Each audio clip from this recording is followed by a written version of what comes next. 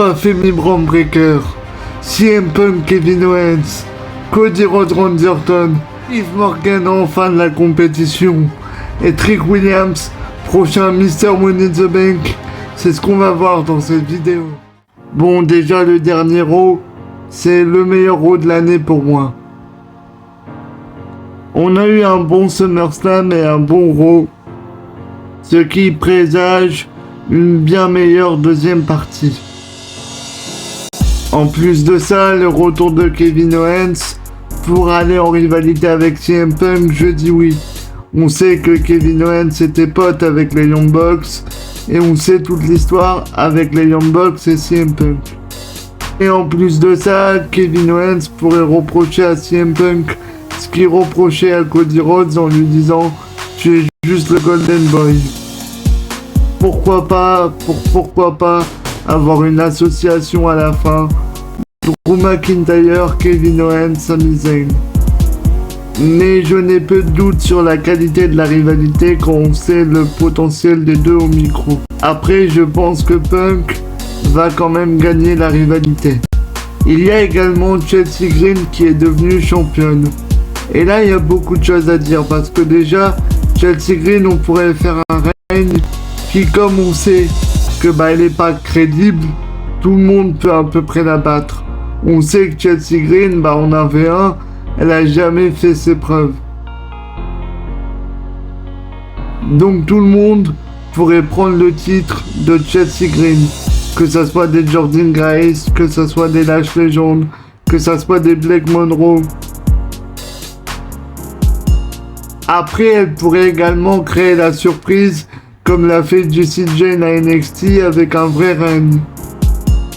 Ou alors la solution la plus probable, ils l'ont mis à Chelsea Green pour que Rhea Ripley le récupère vite. C'est la solution la plus probable, mais c'est également la décision la plus facile. On chercherait la facilité et je trouverais ça un peu débile. Obafemi Bron Breakker, il y a eu un excellent face-à-face à Monday Night Raw, mais en fait j'ai des doutes. Est-ce qu'ils vont réellement faire le combat tout de suite dans les mois à venir? Ou est-ce que réellement ils nous ont juste fait un face-off comme ils le font d'habitude? Comme par exemple Jade Cargill, Charlotte Flair. Ils nous l'ont fait en 2023 et le match vient seulement d'arriver. Après il y a eu les débuts de Big Cass. Est-ce que Obafemi va pas affronter plutôt Big Cass? Est-ce que Bron Breakker va pas affronter Bronson Reed? Pourquoi pas un retour? Roman Reigns qui a dit à Jacob Fatu, je veux plus que vous vous occupiez d'LA Knight, je veux le faire tout seul. Donc pourquoi pas un Jacob Fatu Breakker ou Jacob Fatu Obafemi? Ou alors un Drew McIntyre qu'il faudrait certes remettre fort, pas forcément s'il fait face à Bron Breakker, mais s'il fait face à Obafemi, c'est sûr que il aura perdu un peu plus de sa crédibilité, car au cours de ces derniers mois, il aura bien perdu. Becky Lynch, Liv Morgan, Stephanie Vaquer.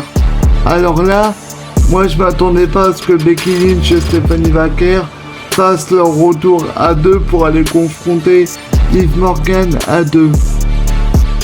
Après, on pourrait avoir un match en weekly, comme on pourrait avoir un match à Money in the Bank, soit Becky Lynch, soit Stephanie Vaquer, soit un triple threat, ou alors peut-être un match à Sunday Night Main Event, parce que oui, Saturday Night Main Event va se dérouler un dimanche. Après, on ne sait pas également pour Roxanne et Raquel, surtout Roxanne Perez. On ne sait pas si derrière elle va partir en rivalité avec Liv. Après, pour Raquel Rodriguez, ça sera plus Laria, Bayley, Maxime Dupri et d'autres personnes. Et je l'ai pas dit, mais un call-up de Tatum Paxley pourrait arriver incessamment sous peu. Sami Zayn. Pour Sami Zayn, c'est un peu compliqué parce que moi je vois bien une rivalité avec Johnny Gargano. Parce que moi je pense que si ils nous l'ont teasé des mois, c'est qu'au bout d'un moment ça va arriver. Encore une fois, ils nous ont teasé Gargano sur sa boîte toutes les semaines. Et ça prouve pas qu'il va être libéré.